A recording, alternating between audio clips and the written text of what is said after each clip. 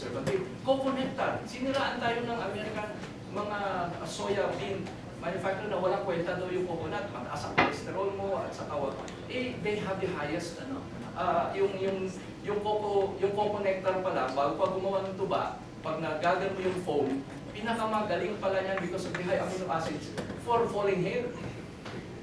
So kaya mga matatanda mga Pinoy, konti na yung kalbo kasi yung ginagamit na mga buko at so I'm simply saying 350 years of almost Pavlovian conditioning. Sinabi sa atin na hindi natin kaya gumawa ng world-class products.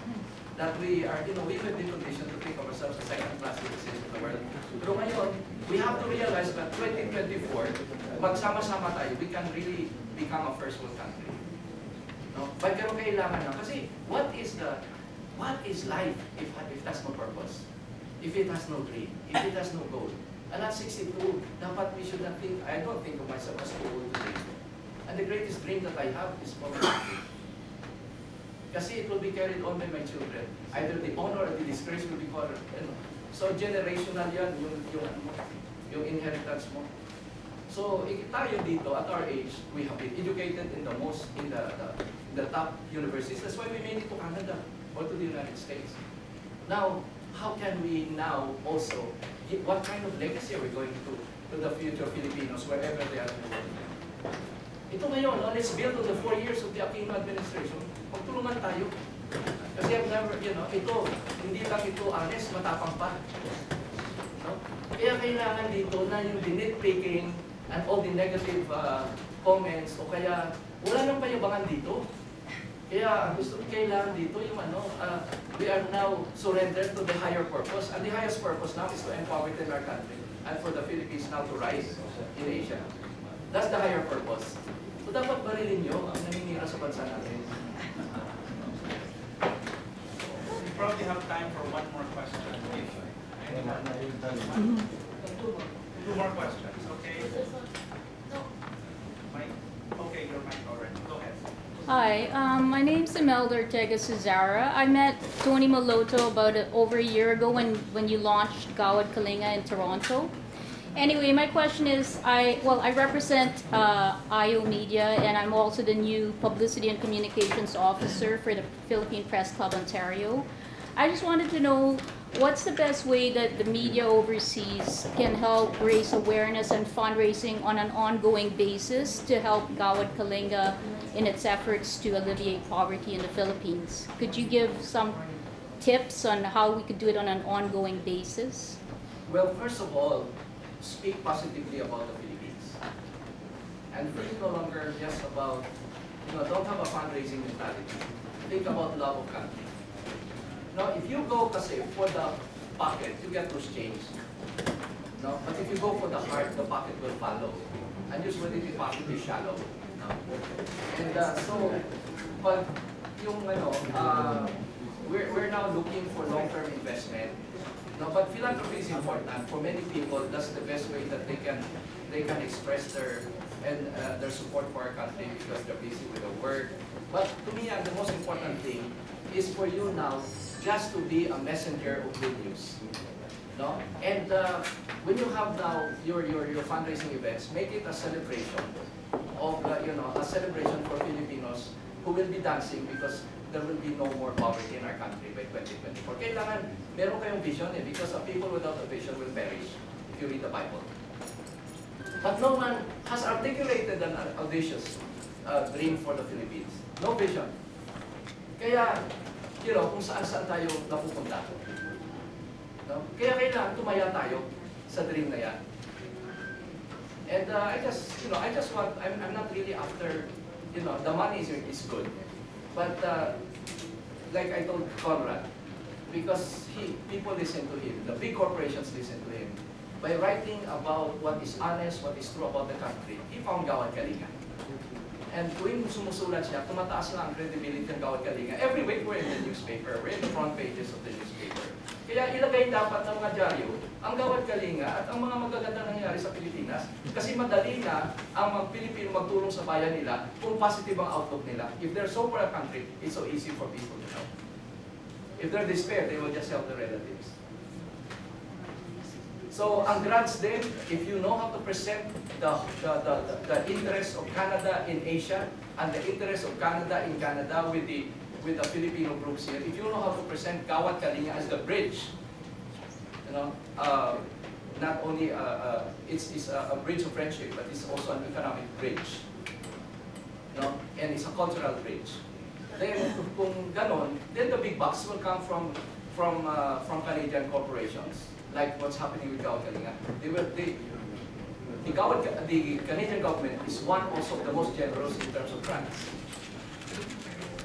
No? Kaya lang, ang maganda dito, yung mga fundraising ng mga Philippine organization is what allowed them to build the first Gawad Kalinga communities. Kaya meron na nakita, because importante in the world is proof of concept. Meron kasi fundraising ka ng fundraising, tapos isang ano lang pala, basketball court ang itatayo. No? But when you now fundraise, because it is part of a total approach, a holistic approach. Kasi when you build communities, it's not only about homes, it's about schools, it's about health, it's about education, it's about water system, it's about farms. So ang Gawad Kalinga kasi goes for the holistic, sustainable approach. You have many choices. No? But it's important for you to first understand what Gawad Kalinga is. Please read the website of Gawad Kalinga and be an advocate and then a fundraiser. Yeah. Last question from Mr. I guess the question, Mr. Rodel Ramos.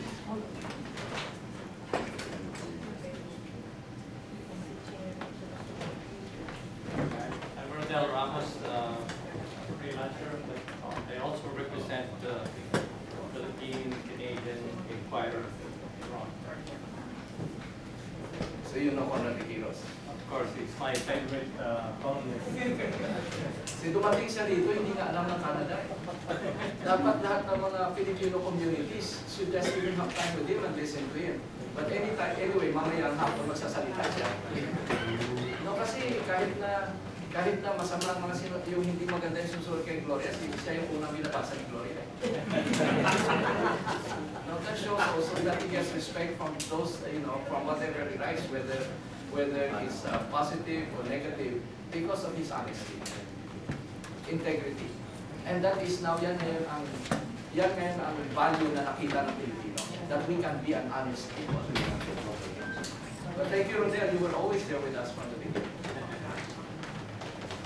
I saw the vision that you had with Dylan and Ricky, so I just followed you there. Thank you. This has to be promoted. Hanggang 2024 yan. Sana, our prayer is that we live that long. So, walang pwedeng mamatay before 2024. Thank you very much. Ladies and gentlemen, before we proceed with the photo opportunity. Oh, sorry. Go ahead. Yeah, actually, the way I look at it, I've been studying our community since time immemorial, more than 30 years. And I saw that our problem is trust.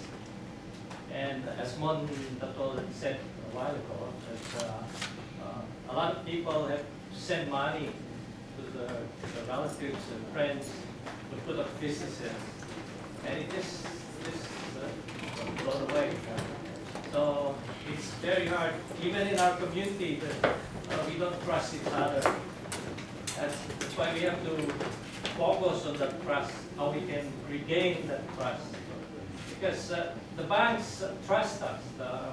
They give us mortgages of $100,000, and yet, how come we don't trust each other?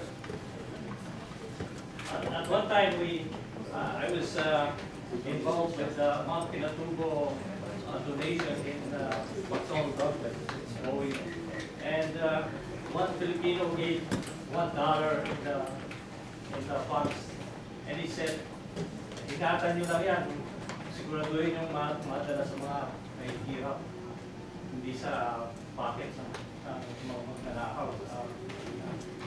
And so I think that once we get out of this distrust, the Filipinos, for example, here we can put in $1,000 each in some businesses in the Philippines and make it grow.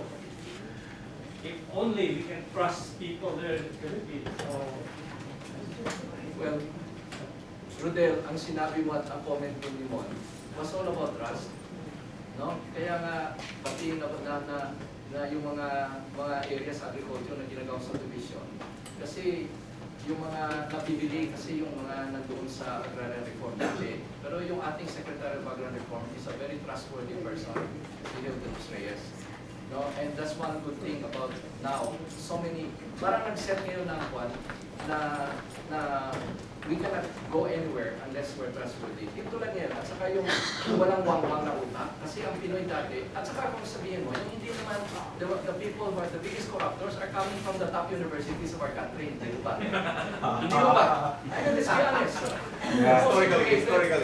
Historically, the most educated are coming from the top universities. So kailangan tayo muna, we have to clean up our act. Kaya very symbolic itong nangyari sa bansa natin. Tulad ngayon, Simon, that's why nagugulat tayo sa mga humility ng mga Pinoy. The real achievers kasi do not blow it up. Tulad niyan, nandito Undersecretary of the Office of the President, si Mario Quinien, na Undersecretary ng gobyerno. Wala na ng fanfare na dumating dito, wala namang consul na sumundo sa kanya. Pero nandito, nandiyan na sa likod. Hindi alam. Kasi ganun nga, wala na no wang-wang. Kasi dati nagbubusina ka agad na darating kami dyan kahit barangay captain eh. No? So I'm just simply saying that it's yung bagong panahon na ngayon. Yeah, si Cherry. No? Si Cherry kasama ko rito. No? Top student of the Philippines yan. 10 outstanding Filipinos. 8 offers from Fulbright to become a scholar in America. Tinanggihan niya. Kasi sabi ko sa kanya, if you accept Fulbright, you're not so bright. No, kasi the opportunities now are in the Philippines. Maraming mga kababayan natin na magtatalino na kinukuha, hindi na pinapabalik. Kasi ang pagkakataon ngayon sa Pilipinas eh. What will happen to all those opportunities if we lose also the next generation? Now, it's important for the first generation to come home. Spend 6 months in the Philippines, 6 months in Canada, enjoy the best of both worlds. Send your children there. Send your children there. For them to now honor their own, yung kanilang ethnicity, their birthright. And for them, kasi madali, that's why we're going to the universities. Kasi kung kayo na magsabi, hindi sila pupunta. Pero kung ang mga kaklase nila nag-invest na sa Pilipinas, pupunta sila. Kung nag-internship na sa Pilipinas, pupunta sila. Kung yung Harvard, Columbia, kung ang Oxford at Cambridge are now going there. Kasi ang Pinoy kailangan pa rin ang colonial mentality natin nandyan pa. Kailangan makita natin muna na we are accepted globally. No? Kasi ang mga anak natin na second generation dito, mainstream na. Sa Amerika, mainstream na sila. So, ang traditional way of bringing them back does not work for them. But if they see now the Philippines now as a land of opportunity, for the next generation of citizens from America, from Canada, from the US, then pupunta sila doon. Kasi that's where capital is flowing. As GDPs are rising, that's where capital will flow. That's where opportunities are being created. Jobs will be opened. That's where profit will be made. That's where a lot of the next generation will be going to. Kaya daming puti na nag-asawa ng Pinay ngayon. No? At saka nakikita ko yung mga CEO ng ibang kumpanya doon, iniiwanan yung matatanda asawa nila, nagpahanap ng batang Pilipina. So, huwag nyo na i-record tayo. Kasi this is now about global partnership. Na ang nakikita natin ngayon, na the next generation will be a hybrid generation. Not the next generation. Kasi ang Filipinos, 12 billion are all over the world and they're marrying into the culture. They're also, ang mga anak nila are also marrying locals. So the next generation of Filipinos, no, are coming from their migrant, the parents who migrated. And they're going to enrich our country. No? Enrich our country. So yung 40 years or 50 years na nawala yung mga Pinoy, it's really just a preparation for something greater. They will come home at the right time. And they will be sending their children also at the right time. And their children will be proud of the country. No, not that they have left behind when there was still no opportunity. Kasi this is now the Philippines, this is the biggest revolution in the Philippines now. That we will make the Philippines the land of the honest, the land of the just, and the land of the prosperous.